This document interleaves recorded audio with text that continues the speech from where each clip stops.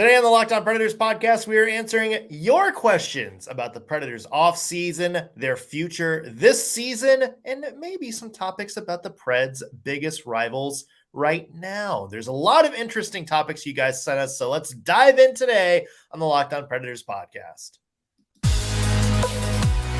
Your Locked On Predators, your daily podcast on the Nashville Predators. Part of the Locked On Podcast Network, your team every day.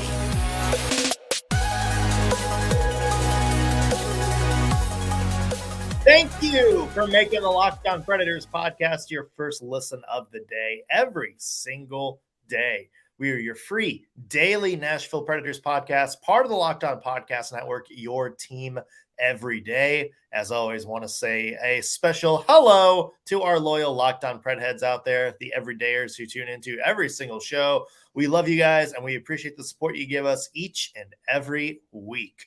I'm Nick Morgan. I am a writer at Penalty Box Radio, and I have a partner in crime. You do. I'm Ann Kimmel. I'm a writer at InsideThePreds.com. So last week, Ann and I, we asked for mailbag questions, just some good topics you guys wanted to hear us discuss on the show, and y'all delivered. Oh my gosh, it was amazing. It's a full mailbag. It's as full as my invisible backpack of hockey grudges, y'all. It is. This is the Santa letters bag at the post office right now. That's right. Just bursting at the brim with all sorts of goodies. Yeah, and great questions. I will say, as I was looking through them, I'm like, ooh, good question. Oh, Good question. These were great. Yeah, and here's the thing. There's so many good questions, so many different topics that we can't do them all in one show. So we are doing a two-part mailbag. So we're going to do half the questions today, and then we are going to do another round of questions later this week. So if you haven't heard your question today, don't worry. Tune in tomorrow, and you might hear it done then. Assuming the Preds don't do anything crazy in the next 24 hours, then we'll push it back to Friday. But there is a part 2 coming. We promise you There that. is. Yeah. There Okay. And so let's dive right in, shall we? The first question for today, would you like to do the honors? I would. So our first question comes from one of our loyal Locked On Pred heads, Brian the Gamer 24. Brian the Gamer asks a great question I think everybody is kind of wondering about. He said, with all the roster changes up to this point and with the head coaching change, where do you see this team finishing this year in the division? And do you think this roster is improved, about the same, or worse than it was before? Great question. Yeah. Brian, thanks for sending that in.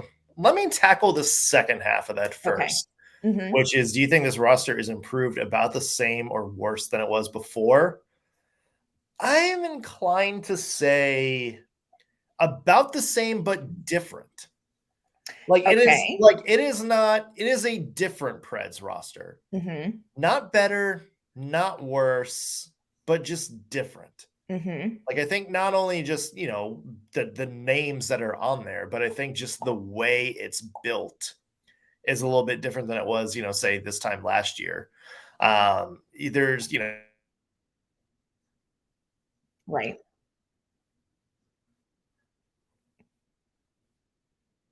That's not necessarily a bad thing. Sometimes when your core gets a little bit stale, just having some new veteran faces in there, can kind of change the makeup of your team a little bit. We've seen that with Preds teams in the past. So I don't know if it's necessarily better or worse. If you had to, put a gun to my head and ask, I would say we'll find a lighter metaphor for that. Okay. If you were going to pay me $1 million to answer that question, there you go. That's better. I would say talent level, probably the same, but a different type of talent. Yeah, I think structure is different. I agree with you. I think talent level, I would say, is about the same, but I think the structure of the team is very different, and how that's going to play out is going to be very interesting. The other thing that makes me, and again, optimist here, but the other thing that makes me think that perhaps this team may be a little bit better is just this fact that you have these young players like Novak, like Evangelista, like Parsonen, like Cody Glass, who have, some quality NHL time under their belts to start this season. So that makes the optimist in me think maybe this team might be a little better. I don't necessarily know that that's going to translate to more wins or being highly competitive right out of the gate. But I agree with what you're saying. This is a very different Nashville Predators team in structure, but talent-wise, I think the potential is similar. How that plays out, I think, will be different. Yeah, and I think that the results are going to hinge a lot on how those young players do. Yes. Because if for some reason they don't perform up to expectations, there might be some tough sledding for the Preds this year. Yeah. Let's go to the first part of that, which is where do you see the team finishing this year? I mean, that's tough, Anne, because it feels like that also hinges on how well those young players do, which is kind of the X factor here. Yeah. And, as I was trying to answer this, I'm like, I can see such a wide range of what this team is capable of. And so much of it, like you said, I think hinges not on necessarily the new veterans that have come in, but on these young players. If these young players, if you look at Tommy Novak, and if he can replicate this season for 82 games, you're looking at a very different Nashville Predators season. But it's hard to know that for sure. The other X factor for me is this defense. This defense is like the hard Sudoku for me. Like not the medium or the easy, but it's the hard Sudoku for me that I can't quite piece together. So there is an X factor defensively for me that makes this a tough question to answer. I really think as far as this division goes, I think you're going to see Colorado and Dallas being the top teams in the Central Division. I think Minnesota's going to be in the top mix. I think, a good scenario for the Predators is to again be in that mushy middle of the Central Division with the Jets, with the Blues. The wild card in the division for me are the Blackhawks. Yeah. I don't know what to expect from them. And if Connor Bedard pops off and things start to come together for the Blackhawks, they may be a team that is better than Nashville. So I can see the Predators landing somewhere in the middle of the Central, but if like the defense can't kind of get it together, if these younger players struggle, the Predators may be down in Coyote land. Yeah. So I don't know. I don't know how to predict this yet. I also think it's difficult because we don't yet know enough about Andrew Brunette's coaching system to understand how the pieces will fit yet. So this is a tough one to predict. Yeah. I mean, there could be a guy, like Cody Glass, who is just kind of a, middle of the pack scorer last year that works with Andrew Brunette and just goes off. Right. And, some of these guys that have been struggling under John Hines all of a sudden have a new way to play and just something clicks. Yes. It could be something as simple as that. Like, we don't know. If you had to ask me right now, I would say Preds, I would have the Preds 5th in the division, or at least, in terms of power ranking wise. I think Dallas is, right now, the clear number one. I would say Colorado is right behind them as kind of that, top tier. I'd have Minnesota ahead of them, and I would also have Winnipeg ahead of them right now. That's probably very much going to change if Connor Hellebuyck gets traded. Very true. It's kind of a free for all, but those are 4 teams, I think, as it stands now, are a little bit better than the Preds. So I would say 5th. Interesting question coming up tomorrow about the highs and lows and maybe the best case scenario, worst case scenario for this team. Yeah. Yeah. More questions to get to on today's mailbag coming up in just 1 second. We got some juicy ones on a prospect that's very highly rated when he was drafted, but has kind of fallen off the radar. So we'll have one on that. We'll also talk about potential trades and who we think the Preds' biggest rivals are right now. That's all coming up in just 1 second. But first, want to take a second and mention today's episode is brought to you by FanDuel Sportsbook. We're past the MLB All-Star break, which means right now is the perfect time to take a swing at betting on all of the Major League Baseball action on FanDuel. And when you do, you get 10 times your first bet amount in bonus bets up to $200. That's right. All you have to do is bet $20 and you'll land $200 in bonus bets, win or lose. That's $200 you can spend on betting anything. You can bet on the money line, to the over-under on how many runs are going to be scored, to who you think is going to hit the first home run. And you can do that all on an app that's safe, secure, and super easy to use. Plus, best part about FanDuel, in my opinion, when you win, you can get your payout instantly. That's why there's no better place to bet on baseball than FanDuel, America's #1 sportsbook. So sign up today and visit FanDuel.com/lockedon to get up to $200 in bonus bets. Again, FanDuel.com/lockedon. FanDuel, official partner of Major League Baseball.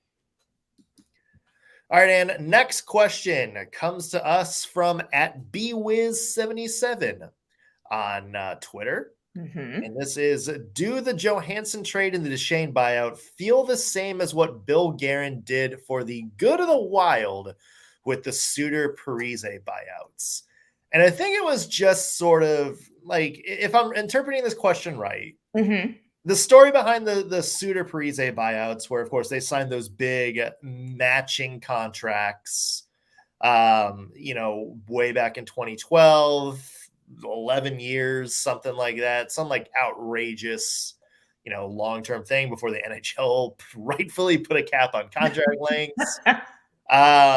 They bought out both the same time. There were whispers that maybe the culture in the locker room with those two guys as the main guys had gotten a little bit stale. Of course, we did see the Wild start to trend upwards after both of those happened. So it feels like they're kind of insinuating that the Preds needed to get Johansen and Duchesne off the team for I guess similar reasons. Yeah, like way too expensive, not necessarily bringing what you want into the locker room, and just needing fresh voices. And you had, when I was on vacation a couple weeks ago, a really good take on the Duchesne buyout, and in terms of like the Preds culture and what that means.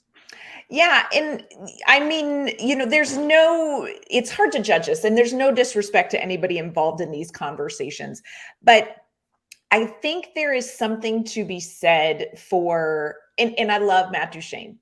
Like, let's be clear, staked my marriage on Matt Duchesne.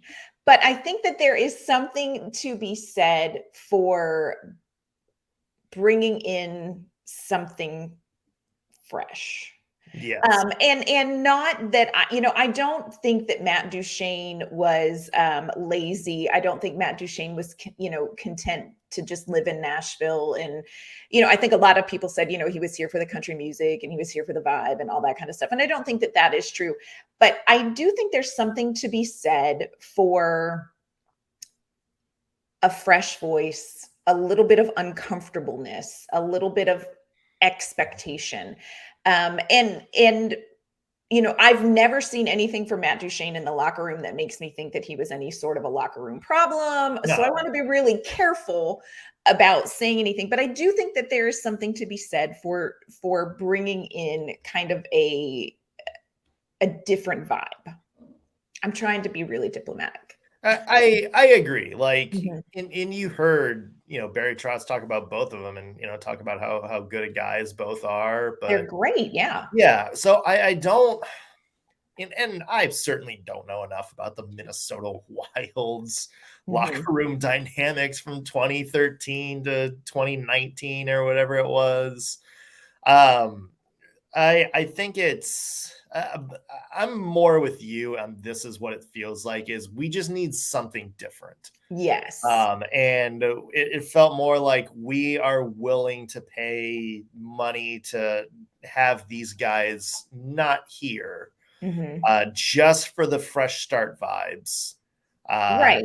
then maybe ride with them until the end of their contracts, and just sort of kind of have weird locker room Yeah. dynamic, maybe was what I'm trying to say. Or maybe, it's one of those things where, if Barry Trotz looks and it's like, okay, Matt Duchene's a great guy. I don't think he's a good fit for this team anymore. Same for Ryan Johansen. We could write it out. It would make more sense financially to do that, but I think it's just best if we know we are not going to use them, to cut them out now. Yeah, rip the Band-Aid. Yeah, I don't think there's any sort of, these guys are locker room cancers we need to get No. out. And I will say this, I was very disappointed on the one hand to see Ryan Johansen go, because I really felt like at the end of the season press conference, hearing him talk about watching these young players and what they did at the end of the season, it lit something up in Ryan Johansen that I would have loved to have seen on the ice for the Nashville Predators this season. So for me, that aspect was a little bit disappointing, because I loved what we heard and saw from Ryan Johansen when he couldn't finish the season, and watching that. So a little bit disappointed to not get to see that, but you know what? Fresh start, new chapter. Yeah. His speech made me want to run through a brick wall. That's for sure. Yeah. Next question, Ann. Yeah. Okay. So this one came from Jesse T 2012 on Twitter. As the team is loaded up on defense, which defender do you think would get moved in a trade? Jesse, the defensive questions are many. You've hit on a good one. Yeah. The two I'm sure are not going anywhere are Luke Schenn and Roman Josi. There you go.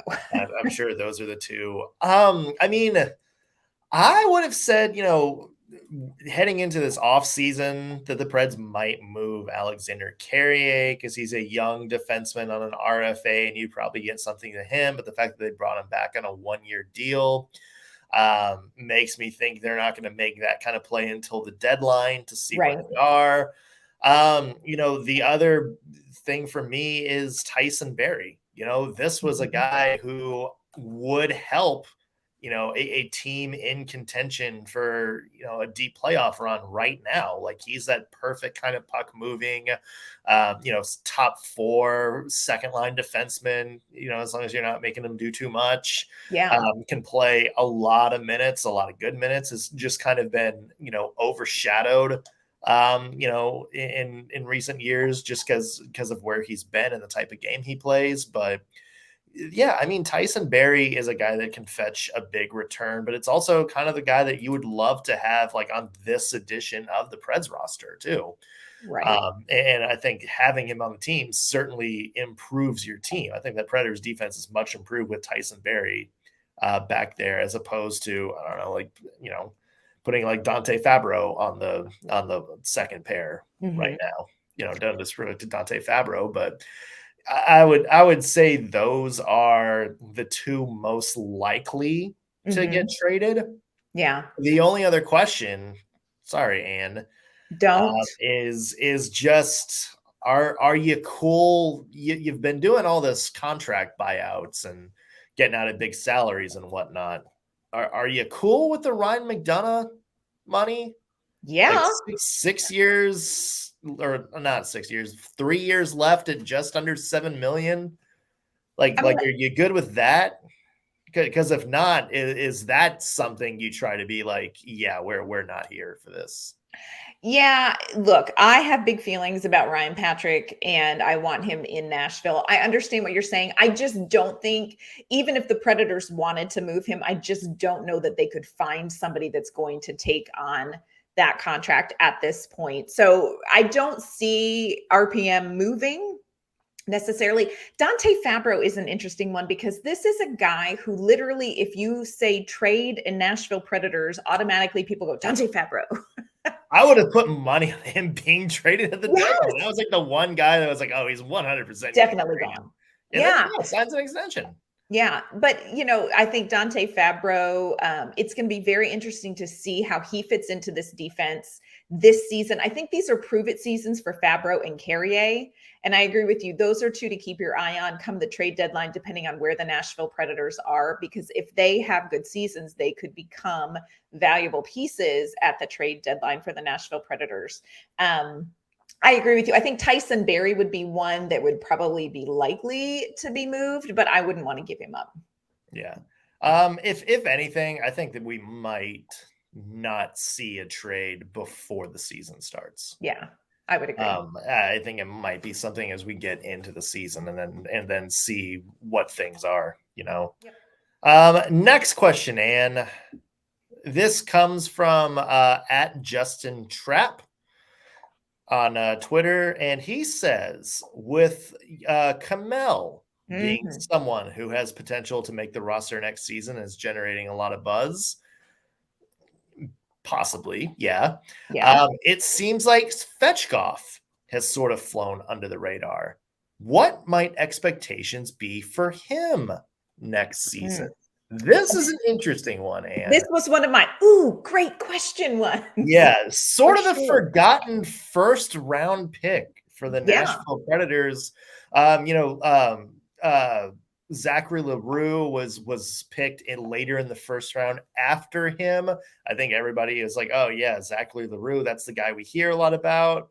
But yeah, like it's funny because rarely have we had a first round pick in Nashville Predators. A recent first round pick kind of talked about less than this guy.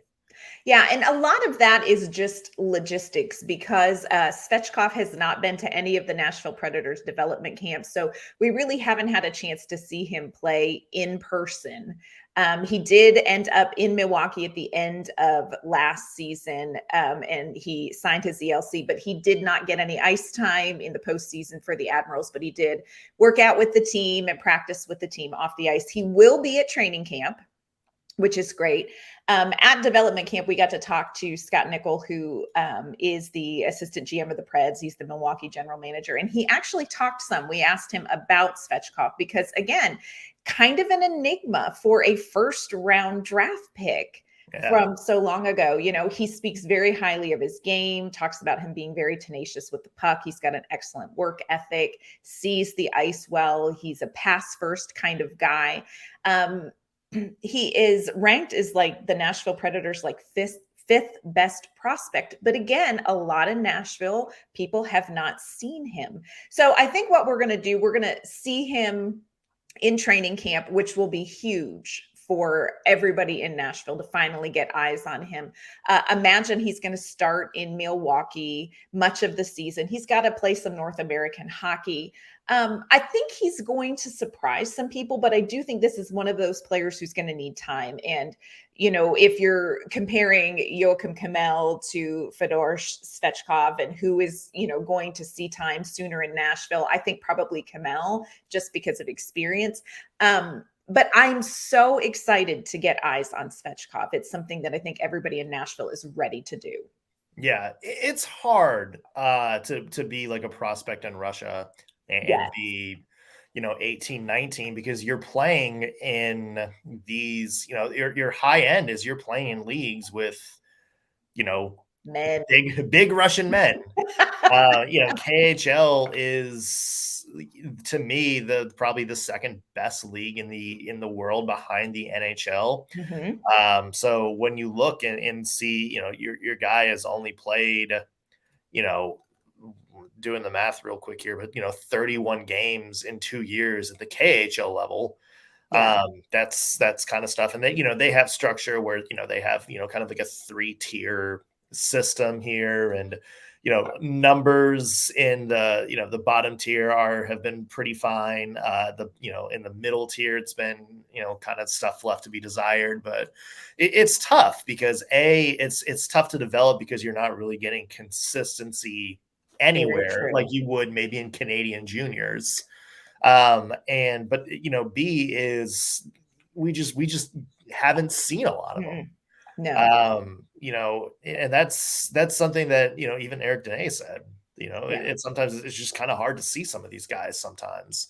It's going to be interesting. Like I said, I think it's going to be kind of a slower curve for him coming in. He is going to have to play some North American hockey first. I would say, we get him to Milwaukee and see what he can do there. And once he finds his footing there, maybe we get a better idea of maybe what his ceiling is going to be. But yeah, I mean, he's definitely going to be the wild card, I think. For the next couple of seasons, because if the Preds can get him going and kind of get to him to be the type of player they thought they were drafting when they got him in that first round, the Preds might have a legitimate good weapon. Yes. Yeah. All right. We have one more question we want to get to. This was a tricky one for me, but I liked it. This is from Chatta Drummer on Twitter. Duncan wants us to rank the Preds' top 5 rivals. Let's go. Okay. This was a tricky one because I'm like, there's so many different, like, what's the context? But I just went with it, and we'll see if you and I have some of the same ones. Yeah. So I'm going on right now. Okay. Like I'm going with, here are the top rivals right now. Okay. Number 1, I would have the Dallas Stars. Me too. Number 2, I would have the Chicago Blackhawks.